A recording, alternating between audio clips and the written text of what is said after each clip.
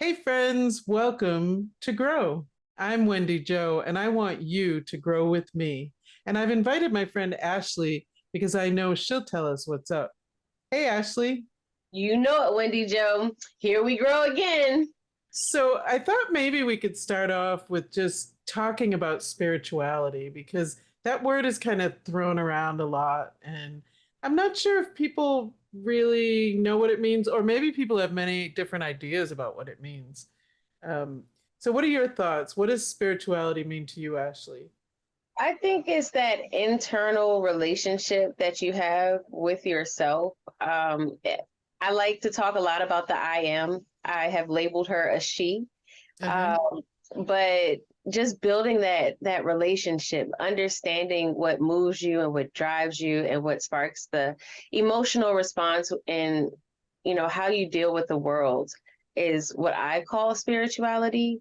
But I think a lot of people see it differently. So I really want to know what you think too. How you deal with the world. I like that. It's kind of practical too. Yeah. And that is in line with what I think, because I think a lot of times when you talk about spiritual topics, people think it's going to be really esoteric and woo woo Mhm. and not something that we think about in our daily lives. But to me, spirituality is more about understanding who you are, understanding character and character growth, and understanding who other people are as well. And then how that all relates to our world. Mhm. To me, that's really spirituality, and it's a very practical thing. Yeah. That's not to say that some of it isn't a little woo woo or esoteric. Yeah. I think it can be. Yeah. Well, I think it has to be though. Like that's the thing. I think we like in our physical presence, we have to have tokens to help us like attach to what spirituality is. So Mm. and so that's why we use all the tools that we use. And that's why some people like certain tools and that's why certain people don't like certain tools. And Right. so yeah.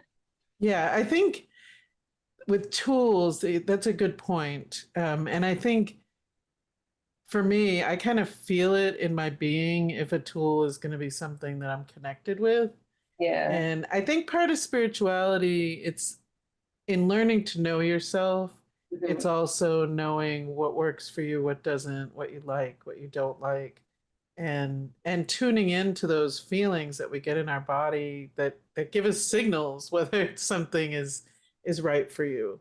Yeah, and being okay to grow with it, being flexible in that maybe in this moment, like you're not in a space to receive a Mm-hmm. certain message. You aren't in a space to engage with a certain tool or engage with certain aspects of the relationship with yourself because you're just not there yet. But we all evolve. We all Mm-hmm. have these different experiences that prepare us for the next phase and the next season of our lives. So, like, at the end of the day, what may work for you today may not work for you today, may work for you tomorrow, and vice versa. So, That's very true. Being open is a really important part of growing your spiritual self. mhm. Um, I think that sometimes people find it easier to engage in more of a religious road, which gives us, exactly, it's kind of a map. If you say these prayers and do it this way, you're good, Right. right? Don't wanna Yeah. so yeah, and I like how you put it as a map because I call it a construct. Anything with rules, I'm like that's the construct. And Mhm. so, in my opinion, I don't know how radical this may seem to anybody who's listening, but in my opinion, all constructs are intended to feed capitalism. And so, Mm. um, participation in religious constructs, I don't think is necessarily entirely bad, but we always have to think about the end game as we participate in it. And so, it takes a lot of like thinking in order to be able to recognize those things. And I feel like spirituality is more of a fluid process. It just feels good. And you don't really need anything else to participate in. You could have nothing and practice in spirituality. Mhm. When you enter into religious groups, you have to have something, right? Right. That's a really good point. Construct is a good word, I think, and I think in the construct is the map, Yeah, right? Something yeah, like that, right? that's it. Yeah. Follow these rules and do it in this way, then whatever the outcome is that is promised, whether it's so-called eternal life, which uh, in heaven or whatever it happens to be, Yeah, that's promised, then you follow that map and you'll get there, right? But who knows if you really got there, because none of us really know. no, we Right. won't have, we never have the awareness beyond death. So, Right. And so what happens in this life is the most important. We could get into discussions, and we may in future episodes, about, reincarnation, future lives, heaven, all those things. mm, But at the end of the day, no one actually knows, right? But we do know that we have this life. And the more that you can know yourself and understand yourself and use different tools to help you to do that, if you would like to, or not, as you mentioned, um, the better your life will be. We're yeah, supposed to be happy. We're yeah, supposed to be happy and be ourselves. And I think sometimes the construct and the roadmap in religion doesn't really take you there. yeah. It doesn't give you really permission to be an individual. It almost asks you to be a collective at all times. And so I Right. think there's a space for us to operate in collective thought, but that very rarely are we given the opportunity to participate in individualized thought. And Right. so, for me, I'm really excited to go through some of these topics because, I don't believe that every person, and you and I will probably have different opinions, but that's okay because that's the relationship that you have with self. And this is the relationship that I have with self. But at the end of the day, we still meet at the Right. point of spirituality. And Right. everybody who meets us here will also meet us at the point of spirituality. I love that. You mentioned one other thing about feeding capitalism. I think that's an important point and provocative, something that people Yeah. should think about. Um, Feeding government, anyway, in the United States, feeding capitalism, other countries, many times religion is used as a tool to keep people in line. Yes. Because if you follow the roadmap and do what you're told, it can serve the powers that be. Hmm. So it's definitely something to consider and think about as you're thinking about growing on your journey. Yes. And we will be right back with more on Grow. Hey there, Wendy Jo from the Grow podcast. So, you want to start on a spiritual journey, but you're not quite sure where to begin. If you take the following steps, it will be pretty simple. Every day, before you go to sleep, sit for a few moments intentionally with yourself. You can close your eyes or keep them open, whatever's comfortable. After a few moments, take out a journal and jot down whatever comes to mind. After several days of doing this, you'll see that your spiritual journey has begun. And we're back. And so we thought in this first episode of Grow, we should talk about what brought each of us to spirituality. So, Ashley, I think you're up first. Um, what brought you to a spiritual path? Um, a lot of bad things have brought me here. And you know what? I call it bad, but it doesn't necessarily have to be because it brought me exactly where I needed to be. It shined the light on awareness. But I've been a nurse for 14 years, working in healthcare. So going back to the idea of those constructs, following certain rules, my path was already created for me and go to work, climb the corporate ladder, Mhm. get married, have children down the line. And one day I was a victim of cyber theft. Oh My my down gosh. payment for my home was taken away from me in a matter of seconds. Whoa. And yeah, it was terrible. And so I and for anybody who's ever suffered any version of cyber theft, even if it's small amounts, it feels very violating. In my case, it was a very large amount, over 10, it was $15,000 just taken. Wow. And so, I was experiencing like post traumatic response in a lot of ways. And so, if I could kind of describe the experience I was having, the world felt gray. Like every day Sure. during that time was like a gray day. And when I talked to my husband during that time and like the kids, they're like, "Oh no, it was sunny that day." I'm like, "Nope, every day was gray." Oh, right. um, It kind of colored everything. yeah, Right. I got you. yeah, Mhm. and so it's a very interesting phenomena. But anyway, at the time I was working in corporate, and so because this terrible thing happened, the things that were going well for me didn't seem as good anymore, right? Mm. I was making the six figures in this corporate position, and I was responding very with these heightened emotions, and so I wasn't performing as well. And then because I was so disposable, they decided to dispose me, and Oh, goodness. yeah, I laugh because it's terrible, but at the end of the day, I had to make some very tough decisions.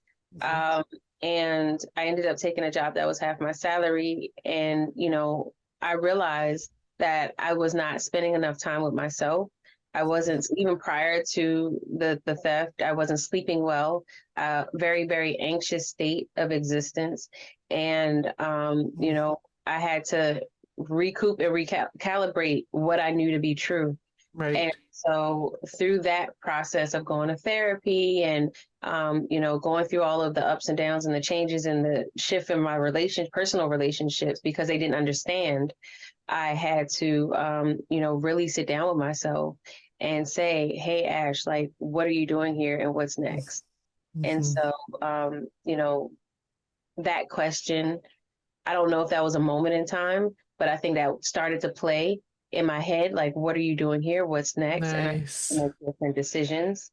And, I had to, or I did, I started doing like meditative practices, yoga, Mhm. because I knew I didn't necessarily need medication. I didn't need a physician support or anything like that. I'm not crazy. I didn't have mental health issues per se, Mhm. but I needed to bring my consciousness back into myself.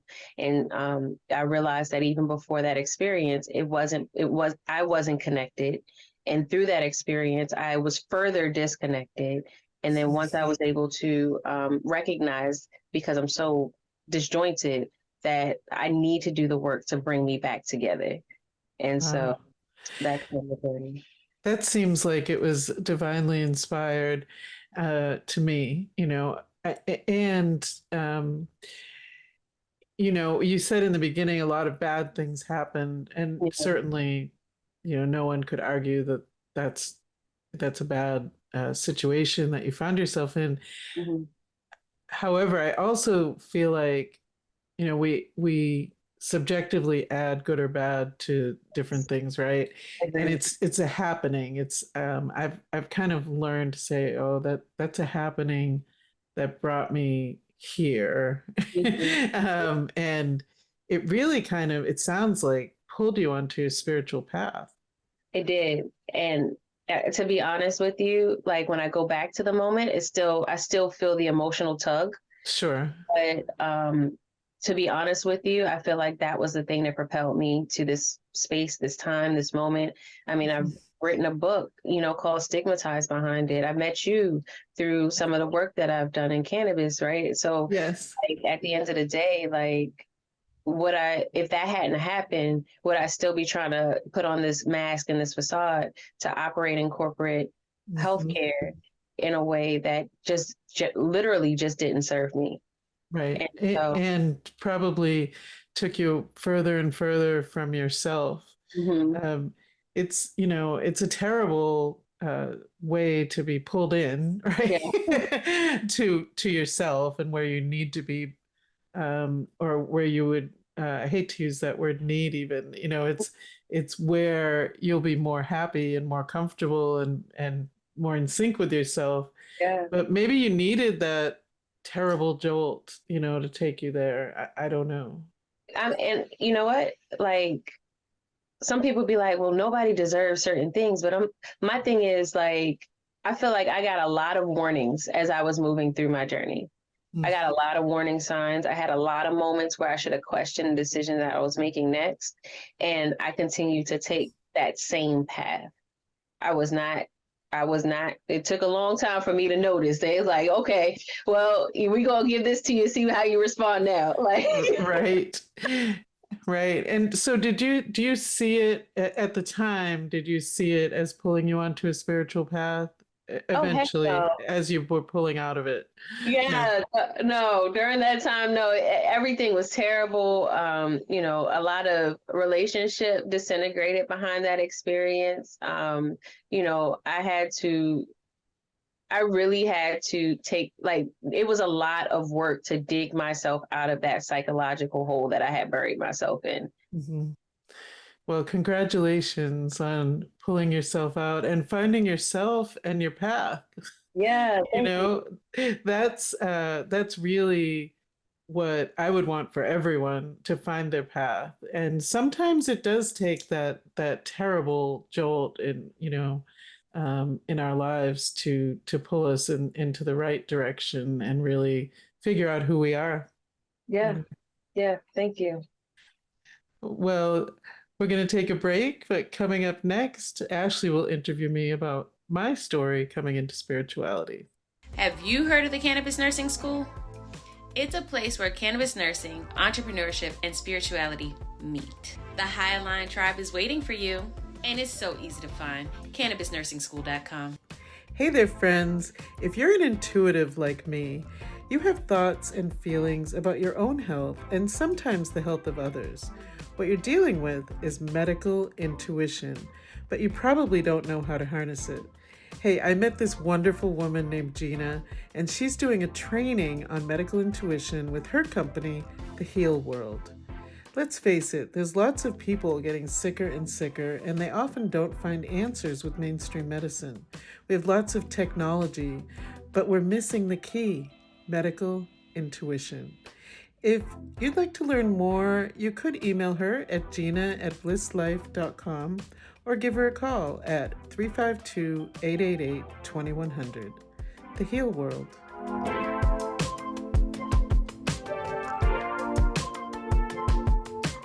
So we're back, and I'm really, really excited. We talked a lot about me and my journey, and I really want to know a little bit about your spiritual journey, Wendy. So can you tell us how you got on your spiritual path? Sure. When I was about 30, I had been working already as an occupational therapist, a really busy life. One child, I think, at that point. Yeah, just one. Tumultuous relationship. Like, my life was really busy. I had gotten laid off from my job because the Medicare changed how they pay for therapy, and I spent a year laying people off, and then I got laid off. So, it's interesting because in my story too, there was a lot of hardship at that point in my life, and a friend of mine invited me to come and see a spiritual healer who was visiting from Scotland. And I wasn't sure about it. I had never had a card reading, seen anyone related to so-called spirituality. I was raised Jewish, and but I really had already kind of figured out I didn't like organized religion very much, and um, so it was kind of like a decision: should I go see this guy or not? And I wasn't sure what I thought about it. I was struggling also with my sexuality. Am I a lesbian? Am I not? There was just a lot going on in my head. Yeah. And so I went to see him, and he told me he said he wanted to do a card reading with the Osho Zen, and he told me things about myself that no one could have known really, and some that I wasn't too proud of, and it was just, he really made piss me off. He made me mad. and and he actually said confirmed, that I was in fact a lesbian, which I knew, but I wasn't really holding on to it with both hands. You know what I mean? So to So is that speak. the part that made you mad? I think not that so much, maybe a little bit, but just things about my character that I really needed to examine, and about my life, and was I happy, and the answer to that at that point was not really, Yeah. and so I left, and I was never going to see him again. And then I started having really vivid dreams Mm. and visions, mostly of the crucifixion, which I was really, as I said, I was raised Jewish. I had no idea like why I was seeing these things Yeah. very vividly, and wake up crying, and it's like, oh my gosh, what is going on with me?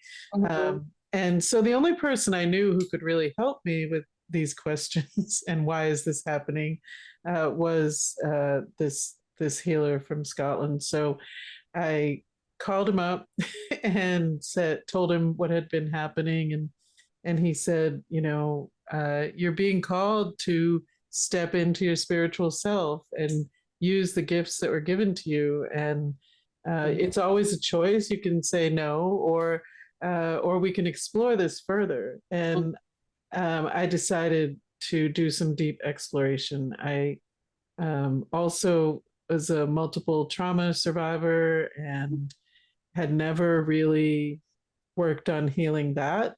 And he wanted to delve into that, So I think when I got upset with him, it was because I knew he was right.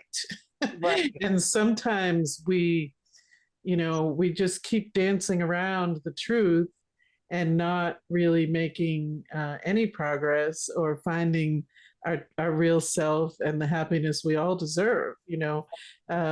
So that really pushed me onto my path. And interestingly enough, I had opened a shop. So when I got laid off from my corporate occupational therapy, management job, um, my partner and I at the time decided to open a gift shop, and it was consignment with local artists, and that's what we were doing. But Yeah. very quickly we brought in a tarot reader, and I had started, using tools myself. I bought some of the Osho cards that the healer suggested, and I learned to use a pendulum and started meditating. And so we moved and expanded and had a meditation room and started doing spiritual circles and classes. And before I knew it, I was doing readings and healing work, and really stepping into what I was meant to be doing at the time. Yeah. And for me, one thing I learned is that I grow and learn best by doing, Yeah. by just jumping in and doing it, and getting some guidance along the way. And so that's what happened over the next couple of years. And the journey was not easy. I'm still on the journey. But the beginning part, really facing myself, my past, the things that had happened in my childhood, which were very traumatic. Yeah. I reached a point where I looked in the mirror and couldn't even recognize my face because I had peeled back all these layers and delved deeply into it. And for me, that was really necessary. Yeah. And it is for many people, to do that. Some people talk about, I don't know what they call it, like the night of darkness or something. Oh yeah, yeah. The what they call it, the soul, dark soul, spirit. Night of the dark soul or something Yeah, like that. something Yeah. like that. I Yeah. can't think of what it's called. I mean, I think that's I don't know. I don't like callings because it's not a segmented time of it. Is not a segmented experience, but the Right. way it's described by a lot of spiritualists, Uh-huh. it feels like it's just like this marked time where you go through this dark night of the soul. You go Yes. like moment where like everything is terrible, I guess, and you're depressed. I don't know, but I feel like everything has a flow. Mhm. And there are ups and downs. And so I think the first time you experience spiritual awakening or you're confronting who you are, it does feel kind of weird. It But does. over time, you kind of get used to it and you're like, no, this is just a moment where I need to step back and I need to analyze and I need to re-examine where I am in this moment, because it's not just about your flow. It's about the world flowing. It's about all of that. It all plays a part. And so sometimes you may move in a direction and you think you're going there, but the world is moving in a direction, but it's all one and the same. Right. Absolutely. All that.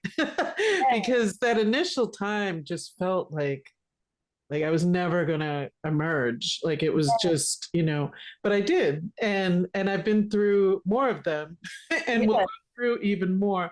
We are like an onion. You have to peel back the layers and then you live in that state for a while and then you start to feel like there's something that you have to work on and push forward and you peel that back. So it's a journey and there's no designated time frame for anyone. And it's all okay. You might be on your journey for the rest of your life and that's all right. I think we are taught in our society that things have a time frame, and if you don't do this by the time you're this age, you're never going to do it. Now, now that said, I do think that people have windows of opportunity on the decades, like 30, 40, 50, and 60.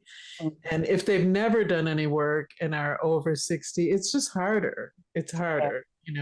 But I think there's always opportunity if that's what you're seeking and that's what you want for your life, And I learned, that we all have all of the gifts, one or two will emerge and you'll feel really connected with it and grow into it, whether it's, hands-on healing or intuitive readings or, talking with spirits or whatever it happens to be. And so that was a big part of my journey, is realizing the gifts that I had, which I was told include my voice. Yeah. There's something about my voice that is very soothing and people connect with. And that's so funny. When we were on the phone the other night, my daughter was like, "Oh my God, that lady sounds so nice." Oh, yeah, I was like, "Yeah, she is. She's super nice." But like I talk to people regularly, but she just picked your voice up for some reason. Wow. Kids are really intuitive. If we don't squash it in children, like if they feel spirits or see auras or whatever it happens to be, if we just let them go, it'll just keep growing. So that's cool. It's been really interesting at different points. The growth is up and down. There's periods where there's not a lot of growth, but one of the inspirations for doing this with you, Ashley, is just it's another time in my life where I feel the pull and the need to grow further. And I felt that from you as well when we first met, and I think we can inspire people to pull them along and get on their growth journey. Yes, and I'm so excited to do it. Yes. Well, and it's been a great first episode of Grow. If you're watching on YouTube, please hit that subscribe button. And of course, you can listen and watch many other places as well. So pick your favorite place and give us a listen. Yes, thank you. It's been a great conversation. I'm excited to see any comments that you guys have. Yes. All right. Till next time. Bye.